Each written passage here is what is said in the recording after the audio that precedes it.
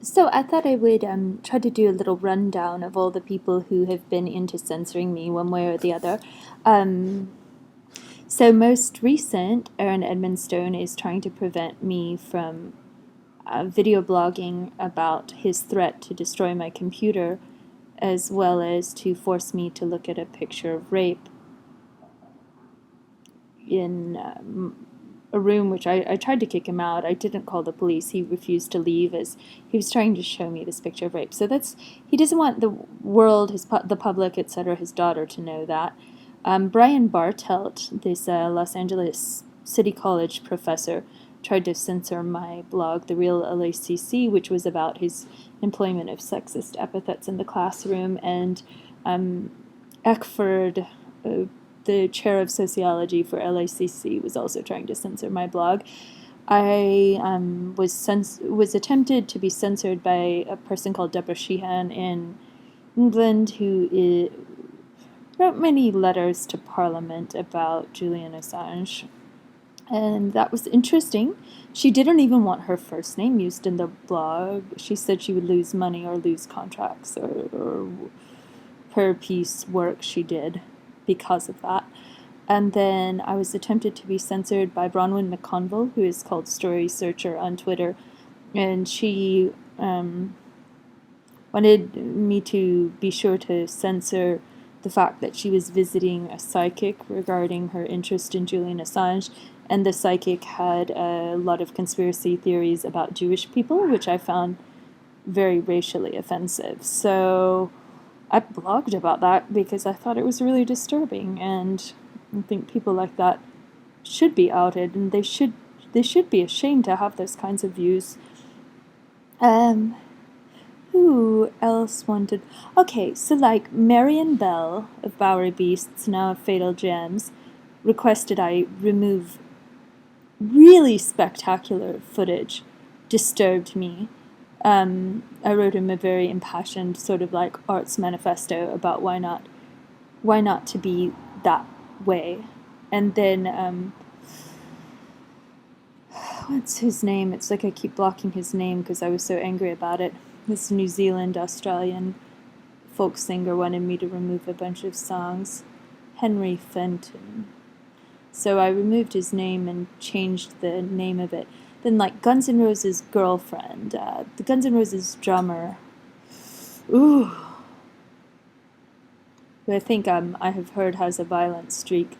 His girlfriend tried to get me to remove their band, Darling Stilettos, and I sent her like this really like, oh no, but you're really a powerful front woman and you're very inspiring and women need great heroes and you're such a great dancer and such a great singer, la la la la la, and so that was annoying.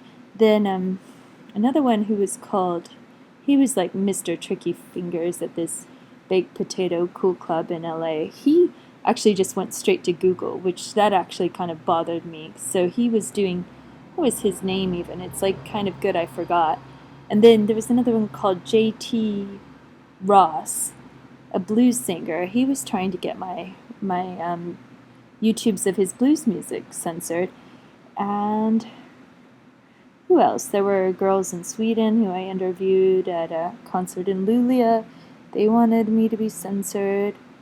I guess it's all just normal, right? Censorship.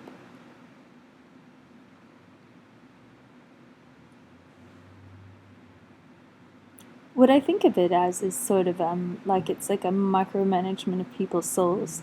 And once you have the footage, that becomes the collateral. And sometimes these are people that are like lapsed friends where I felt they were friends. And now the only chance I'm ever going to hear from them is them sending me like a vicious takedown request. And I'm like, wow, it's almost like that's all I'm good for you now is like restoring your ego balance.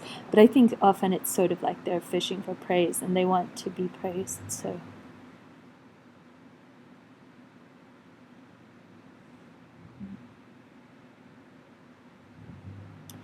I'm starting this this is so funny. I had this account, I was making it for my friend and putting a bunch of his footage on, and he hacked my account in February, and I was just like, how did you do that? But I think I had like sort of shared a password or something. And then he changed it he like deleted a bunch of things, and so now I've got it back to like a different name for the account linked to a different email.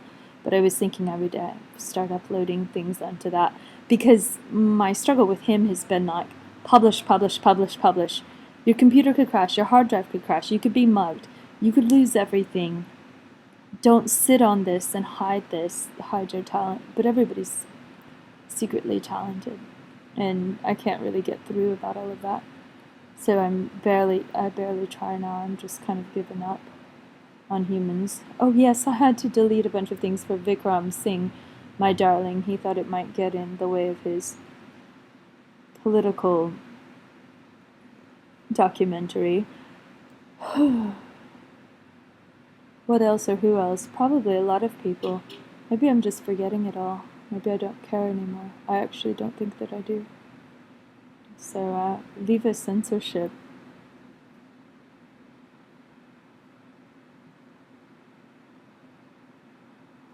Somebody wrote me something critical about not liking my blog, and I was like, what? Do you want me to write the opposite of what I think?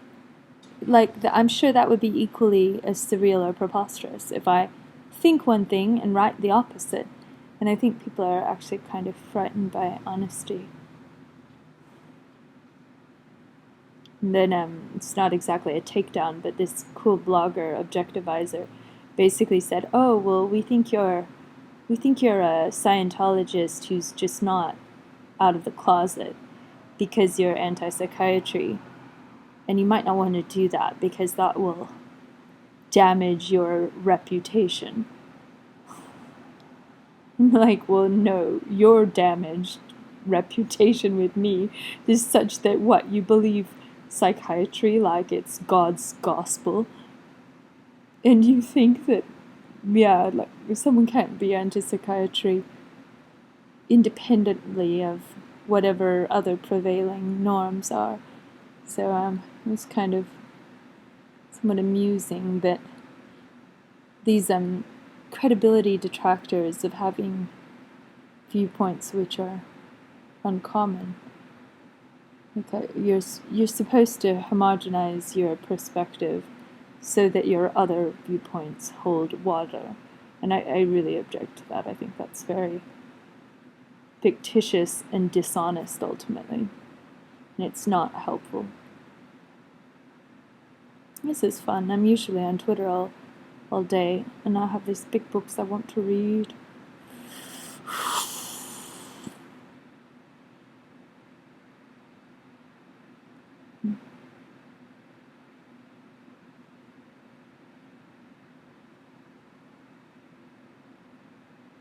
Being blocked on Twitter is kind of like being censored.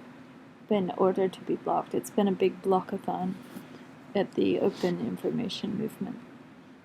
It's such an honor to be blocked by so many open information activists.